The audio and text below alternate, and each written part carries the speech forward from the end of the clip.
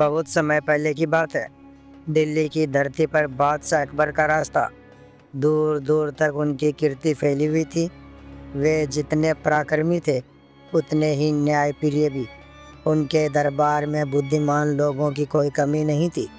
बीरबल यानी अकबर के दरबार का वह अनमोल रत्न जिसकी हाजिर जवाबी और सूझबूझ का कोई जवाब नहीं था। जो बात बड़े बड़े विद्वान सोचते रह जाते थे वह बीरबल पलक झपकते ही सुलझा देता था। पर उस दिन महल का वातावरण कुछ बदला हुआ था। सब और सन्नाटा था। कारण था बादशाह अकबर की नाराजगी। उस दिन अकबर का मूड बहुत खराब था। दरबार में कुछ सलाह पर मतभेद हुआ था और बात बढ़ते बढ़ते महल तक पहुंच गई। जब वे अपने कक्ष में लौटे तो बेगम रूपमती ने कहा, हुजूर, दरबार के झगड़े महल तक क्यों लाते हैं? थोड़ा सब्र रखिए, सब कुछ सुलझ जाएगा। अकबर पहले ही गुस्से में थे। बोले, बेगम, तुम्हें क्या मालूम शासन की कठिनाइयाँ क्या होती है? सब्र की बातें करना आसान है, पर जब राजपाट का भार हो तो सब्र से पहले निर्णय जरूरी होता है। बेगम ने धीमे स्वर में कहा, पर हुजूर, जब गुस्सा हावी हो तो निर्णय भी गलत हो सकता है। बस यहीं से बात बिगड़ गई। अकबर की आंखें लाल हो गई। उन्होंने कहा, बस बहुत हुआ, अब तुम अपनी सीमा लांघ रही हो। मैं किसी से उलझता नहीं, पर बेगम को यह शोभा नहीं देता कि वह बादशाह के फैसले पर प्रश्न करे। बेगम सहम गई, पर उसके शब्दों में कोमलता थी।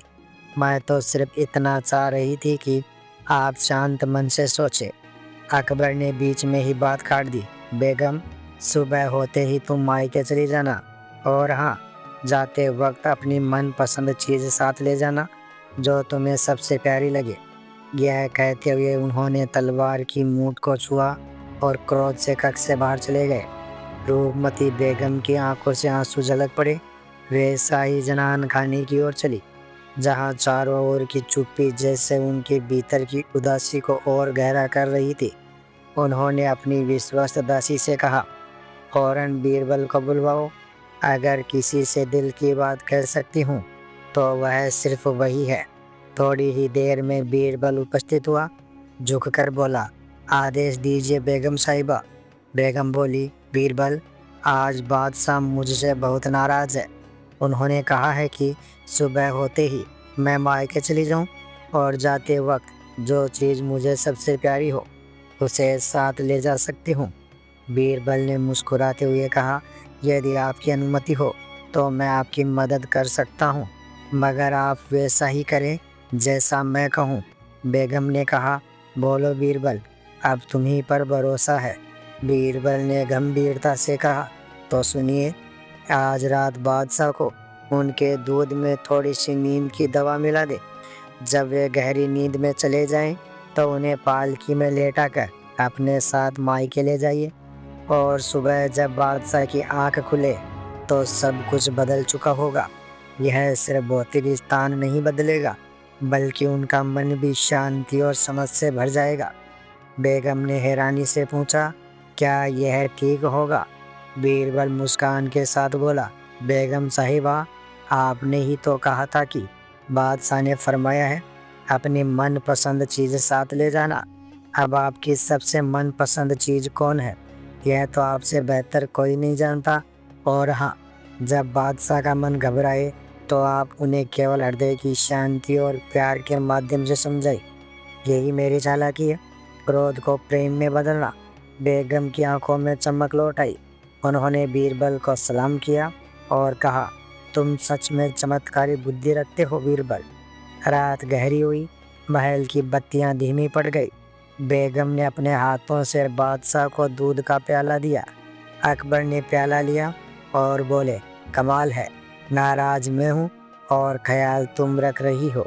बेगम ने धीमे स्वर में कहा, गुस्से में भी आपका हृदय कोमल ही रहता है। अकबर मुस्कुराया, दूध पी लिया और थोड़ी देर में नींद के आगोश में चले गए। बीरबल की योजना के अनुसार बेगम ने उन्हें पालकी में बिठाया और दासियों संग मायके के लिए रवाना हो गई। सूरज की पहली किरणों के साथ जब अकबर की आंख खुली तो वे चौंक गए। दीवारों पर नए चित्र, हवा में गुलाब और केसर की महक। उन्होंने घबराकर पुकारा, कोई है? हम कहाँ हैं? तभी सजी धजी बेगम भीतर आई, चेहरे पर हल्की मुस्कान। अकबर की भौहें तन गई। तुम यहाँ? क्या मैं तुम्हारे मायके में हूँ? बेगम ने सिर झुकाया।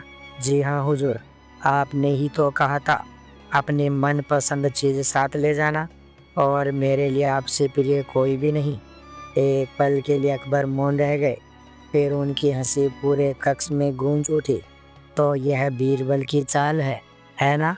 बेगम ने मुस्कुराकर कहा, हुजूर, आपकी नाराज़गी का इलाज और किसके पास हो सकता है? अकबर बोले, बीरबल, तुम्हारी बुद्धि का कोई सानी नहीं, मगर आज तो उसने मुझे ही मात दे दी। अगले दिन दरबार लगा। बीरबल हमेशा की तरह अपनी जगह पर उपस्थित था। अकबर ने आते ही कहा, बीरबल, तुम्हें पता है कल रात मैं कहाँ था? बीरबल ने झुककर कहा, हुजूर, शायद वहीं जहाँ आपके दिल को सुकून मिला। दरबार में हंसी की लहर दौड़ गई। अकबर बोले, तुम्हारी चालाकी से बेगम ने तो मेरी नींद ही उड़ा दी थी, मगर क्या तुम जानते हो इस बार तुम्हें सजा मिलेगी? बीरबल ने भोलेपन से कहा, हुजूर, अगर सजा आपकी मुस्कान है तो बीरबल हर सजा कबूल करता है। अकबर हंसे और बोले, चलो, इस बार तो तुम्हारा बुद्धि पुरस्कार रहेगा, सजा नहीं। बीरबल ने फिर एक नई चतुराई दिखाई।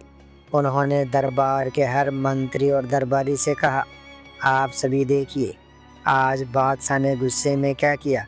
यदि आप केवल आदेश मानेंगे बिना सोचे समझे, तो राज में न्याय कैसे होगा? बुद्धि और प्रेम दोनों चाहिए। मंत्री और दरबारी सोच में पड़ गए।